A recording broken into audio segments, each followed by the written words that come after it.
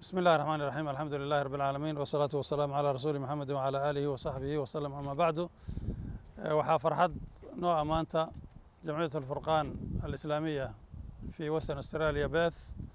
inaan ku guuleysanay markas yana aad iyo aad u qiimo badan mowqic aad iyo aad istiraatiiji ana ku yaala inaan helay oo aan helay yana ogolaanshihiisii iyo ruqsadiisii maantana aan furayno oo aan gelayno oo ay tahay taariikhdu bisha May 28 sanadka 2019 waa farxad iyo barwaaqo qof kastoo muslim ana waxaan ugu bishaaraynaynaa arrintaas Soomaalida gaar ahaan reer Perth si gaar ah waliba ku soo dhawaada ka qayb qaata jazaakum Allahu khayran wa barakallahu fiikum wa sallallahu ala Muhammad wa ala alihi wa sallam bismillah tawakkaltu ala Allah wa la hawla wa la quwwata illa billah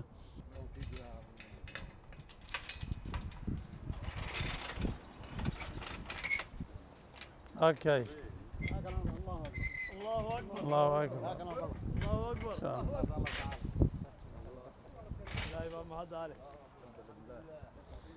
in badan baa la daba socday dhul baadigoob iyo dawareeg lagu jiray alxamdulilaahi rabbil caalamiin culayskii waan dhacay maanta waa la faraxsan yahay ilmihii iyo ummaddii Soomaaliyeed oo dhan meel baa loo helay jaanis dacwadii lagu faafiyo ilmihii lagu tarbiyeeyo fasaadkii iyo xumaanta insha Allah tacaala ay kaga gaashaantaan ilaahay waxaan ka baryaynaa subxaana wa tacaala inuu meeshan noo barakeeyo ilaahay waxaan ka baryaynaa subxaana wa tacaala inuu khayrka iyo wanaagga meeshan ay leedahayna waafajiyo wixii xumaan iyo sharana rabbi subxaana wa tacaala inuu naga xijaabo qof kastoo muslim waxaan u baaqaynaa meeshan ku soo dhawow ka soo qayb qaado hawl badan baa kuu taalla haddana waxaan gelaynaa qaybtii gudaha ayaan gelaynaa oon furaynaa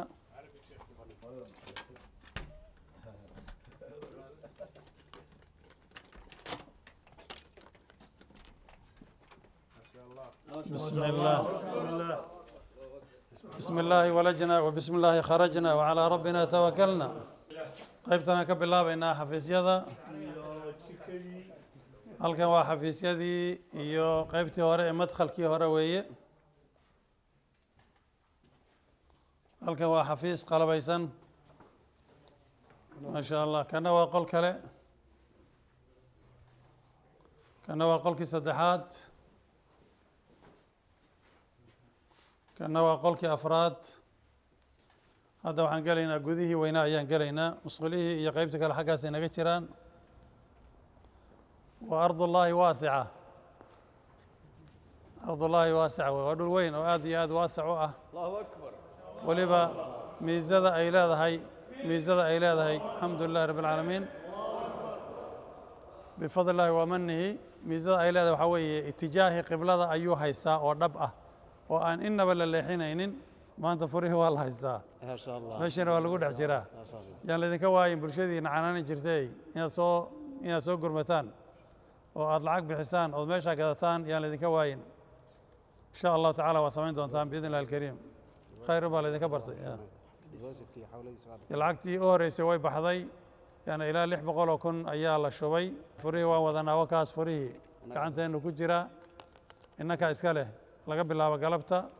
innaka ayaa iska leh meeshaas halu ogaado lagu talagalo اليوم يوم الفرح والسرور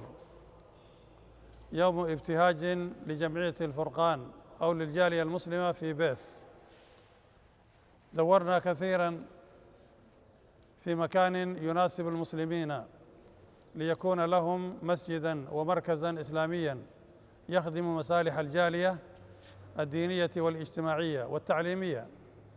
ولله الحمد ظفرنا هذا اليوم بهذا المكان الواسع الكبير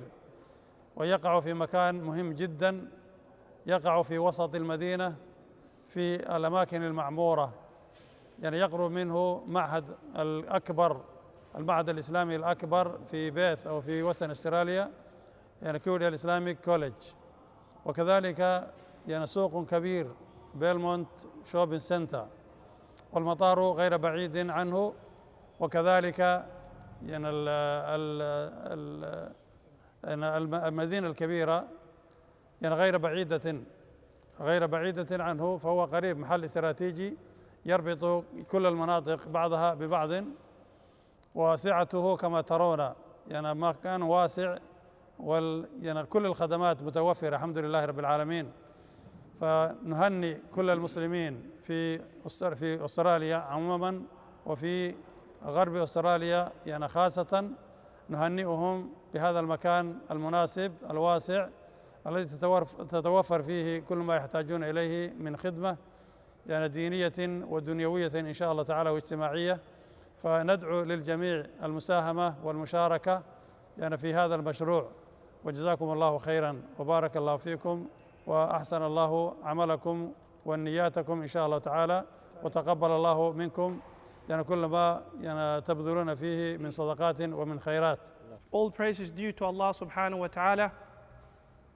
and we testify there is none to be worshipped except Allah subhanahu wa ta'ala, and Muhammad sallallahu alayhi wa sallam is the final messenger. Alhamdulillah, alhamdulillah, all gratitude and praise is due to Allah subhanahu wa ta'ala who gave us this opportunity where Alhamdulillah, all praise is due to Allah subhanahu wa ta'ala who bestowed this great time and this great opportunity to Furqan Islamic Association of WA. It is a pleasure for everyone, for all the Muslims in WA, that this great center that we acquired today, which the keys are in front of you under the custodian of Furqan Islamic Association of WA. Alhamdulillah Rabbil Alameen, we tried our best for the last 5 to 6 years to acquire a place where Muslims can organize their ibadah, at the same time has all the facilities that the youth, the sisters and the elders need to enjoy it. But Alhamdulillah Rabbil Alameen, we performed everything, all the duties that are required for a Muslim to acquire. And Alhamdulillah Rabbil Alameen is only the ni'mah of Allah subhanahu wa ta'ala that He made everything easy for us as organization, Furqan Islamic Association of WA.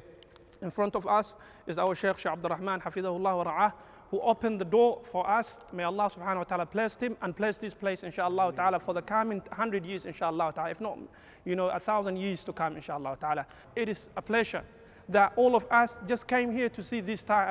place, inshallah ta'ala, and we hope, inshallah ta'ala, will make this a'mal and this duty, all this effort for the sake of Allah subhanahu wa ta'ala. May Allah subhanahu wa ta'ala put barakah and sincerity with all our work, inshallah ta'ala, and may Allah subhanahu wa ta'ala make this work and task easy for us so that we can accomplish the goal, inshallah ta'ala, in the near future. Bismillah ar-Rahman ar-Rahim. Jazakumullah khair to all the brothers who came today to witness a great milestone for Furqan Islamic Association of WA. Furqan Islamic Association has been established since 1998, and its main goal has always been to serve the Muslim community in Western Australia and any visitors that we have from across Australia and indeed around the world. Over the last 5 years, as Brother Abdul Qadir has mentioned, we have made it our priority to find a place, as we understand the real need in this state to have a center that is multi-purpose, that will fit every need that we need as a Muslim. And Alhamdulillah, we have found this great big place. It's taken 2 years of negotiations and council approvals. And today, Alhamdulillah, as you know, we've received the key, and today is our first day of usage. And by the will of Allah, we've managed to secure the full council approval from the city of Belmont. The full council approval means that this place is now officially a place of worship. It is also a community facility, an educational establishment, and also in the near future we'll be turning it into, once we finish stage 1, which is the official purchase of the building, we will then go to stage 2, which is redeveloping the center and turning it into a multi-purpose center where we can have a community center, a place of worship, a recreational area for the youth, educational establishment to have the Quran. And inshallah, it's a big project. And also, as Brother Abdul Qadir mentioned, we have thus far paid 600,000 towards the purchase of the building. And Alhamdulillah, we have full confidence in our community, because we understand that they need this place. We absolutely understand that this place is an absolute necessity, and therefore we have $2 million to raise over the next year, inshallah, and we have the full confidence of the community in Western Australia. But not only Western Australia, this is a center for all Muslims. So anyone around Australia, and indeed all around the world, that is willing to put their wealth towards establishing the house of Allah is more than welcome and inshallah very much appreciated. The center basically is 4,000 square meters. It's located right in the heart of Belmont, which is an inner city council.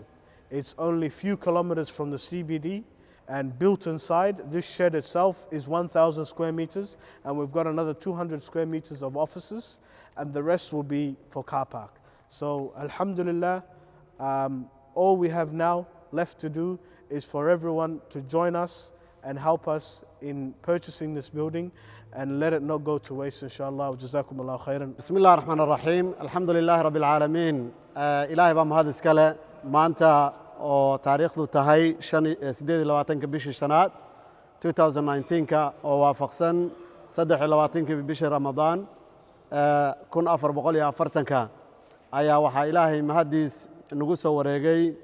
buildingkan aan hadda ku jirno furihiisii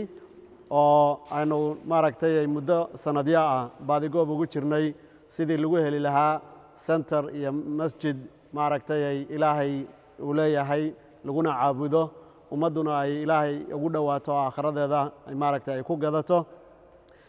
runtii maanta mirahan aan hayno waxaa loo soo maray safar dheer socdaal dheer safarro dheer oo meelo dheer la tagay iyo dadaallo gudaha iyo bannaankaba laga waday maanta lacagta aynu bixinay depositka oo 600 iyo maaragtay hadda iyo inta ka hadhay lacagta 700 iyo kun ah ayaa horaan la ururiyay mashruuca loo ururiyay lacagtaas oo laga soo kala ururiyay wadanka dhaxdiisa iyo dibadihiisaba sida Mareykanka Ingiriiska iyo meelaha la mid ah waxaan ugu bishaaraynaynaa qof kasta oo lacagahaasi hore bixiyay maanta lacagtoodii inay furihiisii iyo beydkii Ilaahay bilowgiisii aad qayb ku yeelateen maantana aan dhex taagannahay meeshii aan u ballan qaadnay lacagihii la idinka ururinayay inay maaragtay lagu gadayo bishaarana ay idinku tahay maanta inaad arkaysaan meesha intaasi dhan gudaheeda kaliya dhismaha oo aan ka baageedii iyo xafiisyada iyo meelaha kale aan ku jirinin aan rajaynayno inuu noqon doono masaajidka ugu weyn magaaladan waxaan insha Allah Ilaahay uga mahad celinaynaa marka koobaad inuu inoo hirgeliyay marka labaadna qof kasta oo ka qayb qaatay oo shilin horaan ku bixiyay inay maaragtay iyaguna aan uga mahad celino uguna bishaarayno inay maanta gaareen mirahoodii iyo yididiiladoodii بسم الله الرحمن الرحيم الحمد لله رب العالمين الصلاة والسلام على أشرف المرسلين إله با marka hore mahad la ilaah suurta galiyay barnaamijkan in la gaaro ilaahay baa ku mahadsan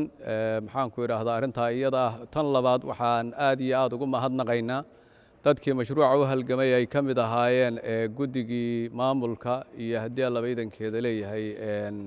odayaashii Sheekh Cabdiraxmaan iyo maxaan ku yiraahdaa Cabdinuur iyo Cartan iyo Cajab iyo maxaan ku yiraahdaa Abqaadir iyo dadkii maxaan ku yiraahdaa ama lacag dibadda uga soo ururiyaan ama gudaha ama habeen iyo maalin councilka la xiriiraya applicationada qorayay dadkaas ayaan waxaan leenahay Ilaahay ajri xasanaad haydan ka siiyo dadka lacagii hore bixiyay ee depositka lagu bixiyana waxaan leenahay ajri xasanaad Allah idin ka siiyo aad iyo aad baad u mahadsantihiin laakiin waxa weeye hadii hadda depositkii la bixiyay de waalid ku soo socda qof walba waxa weeye naftayda laga bilaabo ilaa iyo qofka aan la hadlayo iga soo horjeedo ama maqlaaya ama maartay hore warkii hore u maqlaayay waxa weeye insha Allah diyaar garow si aynu hawsha waxa weeye u dhameystiro quruxdana maartay de aynu u gurano marka miraheedii iyo hadii laba qadarkeeda faa'iidadii inuu u lisno Ilaahay uu maartay asjarka xasanaadka uu halka inuu kaga sii wado marka intaas ay noqonaysaa insha Allah anigu odayaashu baan mahad celinaya aad iyo aad bay mahadsan yihiin Allahna waa mahadsan yahay Ilaahay baa ku mahadsan wax oo dhan mahad oo dhan Ilaahay baa iskale salaamu alaykum wa rahmatullahi wa barakaatuh bismillahir rahmanir rahim alhamdulillah wa sallallahu wa sallama ala nabiyyina muhammadin wa ala alihi wa sahbihi ajma'in kaliya waxaan rabaa inaad kow inta ka qayb qaadatay ee juhdi gelisay ee ka shaqeynaysa gacanta ku haysayna Ilaahay ka abaal mariyo intii xoolahooda ku bixisay inta ku bixi doontana Ilaahay subhanahu wa ta'ala xoolahooda iyo maalkooda u barakeeyo waxaan kaliya oon leenahay halkan aan ka jeedinaynaa baaq ah meeshii gacanteena ku jirtaa baaqina waxa weeyaan lacagtaas iyo qiimaha walaaluhu sheegeen sida ugu dhaqsaha badan inaynu u bixino dhammaan walaalaha khayrka jecel ee gudaha jooga dalka Australia ama dibadda jira waxaan rabnaa mashruucan inay nagala qayb qaataan sidii aan uga qayb qaadanay mashaariic badan oo hore oo waxa weeyaan walaaluhu ay muxuu ahaay u istaageen oo laga qabtay dalka Australia gudihiisa ama bannaankaba laga qabtay oo masaajid kan la mid ah iyo maraakis kan la mid ah ayaa halkan laga ururiyey oo laga dhisay waxaan ka codsanaynaa walaalaha dibadda iyo gudahaba codka uu gaari doono inay waxa weeye markaska ilaahay nagala qayb qaataan insha Allah taala xoolahoodana ay ku bixiyaan adduunkana waxa weeyaan waa wanaag aakhirana waa janno marka runtii odayaasha iyo maxuu ahaayey guurtida yaan u dhiibayaa jaaliyada ah marka jazaakumullahu khayran wa salaamu calaykum waraxmatullaahi wabarakaatuh بسم الله الرحمن الرحيم الحمد لله رب العالمين والعاقبة للمتقين ولا عدوان إلا على الظالمين وأشهد أن لا إله إلا الله وحده لا شريك له وأشهد أن محمدا عبده ورسوله بدأ كريم محوها عن كل عبنا وحوية فانولة فركما قدنا كل ما أنت تقول وحيكون فردي دتكي لعقتودي أي بحيان ماشي أسمان لو قضي محوها ديبوس لوجسي بحيي إلهي وحنقول رجالنا إنه تنوع بالجده ولبن مليون يا لح بقولكم لحد بقولكم وين بحضي فرقان العقتي يسوي بحضي waxa ka laabana waa wax gali doona dib u habeynta meeshan iyo mas'uuliyadda iyo hagaajinta iyo siirinka iyo muxuu ahaa meesha ay u noqoto meel lagu cibaadeysan karo aad iyo aad baan idin salaamayaa dhammaantiin dal iyo dibad muslimiinta waa guul